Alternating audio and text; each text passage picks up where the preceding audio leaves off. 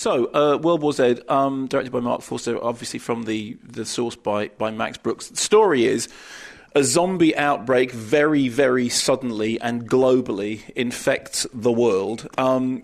We have at the centre of it a UN investigator, ex-UN investigator, played by Brad Pitt. At the beginning of the film, we see that he's given up his job in order to spend more time with his family. Next thing he knows, the world is overrun by zombies. He and his family are airlifted out of the danger zone and onto a ship, which appears to be the only place that is safe, the only place that can get away from the zombies.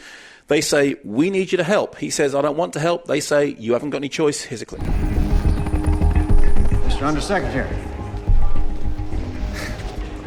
Your secretary here says you were his best investigator when you were at the UN. I want to send you in with the team. Help Dr. Fossbach find whatever it is he needs. Wrong. I wanted for the circumstances to speak for themselves. Can't help you.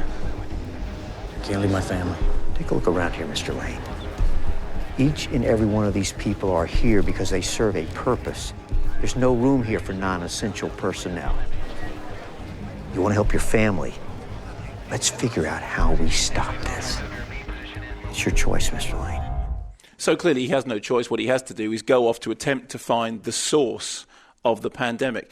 Now, the interesting in terms of that email before about fast zombies, the film definitely, it owes a debt to, I know there's a huge debate about whether, 28 days later, they're not zombies, they are the infected, but as Danny Boyle himself will tell you, that film comes from the zombie tradition. And also the Zack Snyder remake of Dawn of the Dead, obviously Snyder is responsible for Man of Steel, which is in cinemas at the moment.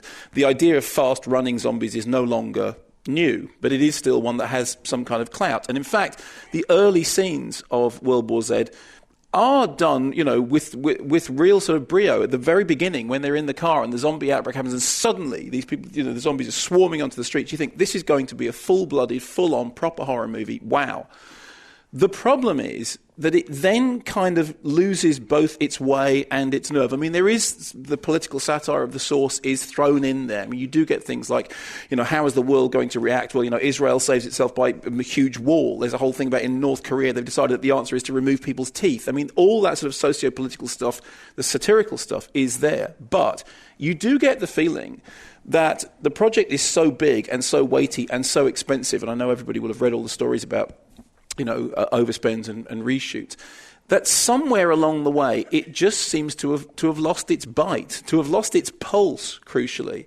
And there's this really strange sense that it starts off with this really full-on, yes, this is going to be great, we're really going to do this. I mean, I don't have a problem with the fast zombies. I think that's perfectly fine because dramatically and on-screen it works really well. There are many images of, thousands of people swarming like ants over walls, up the sides of buildings, and it's really quite impressively done. But very soon, it starts to become so conscious of the fact that it's a great big blockbuster movie that it has to have more and more action.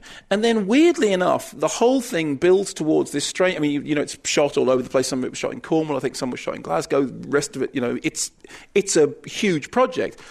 And then the drama then moves, strangely enough, to a medical lab in Wales. And of all the sort of the huge stuff that's been going on, it seems that the third act has been bolted on from somewhere else. It's not that it's not a terrible film by any means. I mean, I know some people have sort of been very, very offy about it and said, "Oh, World War Z, World War Z, and we're all sort of snoring." But there is stuff in there that makes you think that at some point this was a more interesting project than it is. I know that as much as is possible, one should attempt to remove, the economic nuts and bolts of film and just judge the film for what it is. I defy anyone to watch that film and not think while they're watching it, this looks increasingly like a film that was designed by committee, a film in which the reshoots and the changes and the fiddles and the fudges have actually just taken the edge off whatever bite it may have had. And it's a shame because the opening is so strong that you really think, okay, fine, somehow they've managed to pull it off. And then for the rest of the film, it becomes just quite ordinary. And for something that's cost that much money and for which there is that much expectation and for which people have that much affection for the source, as was indicated in that email, just a bit ordinary just isn't good enough. There have been some, discussions about, it's, John Carter of Mars, and it's nothing like John Carter of Mars. I mean, it's nothing like that dull.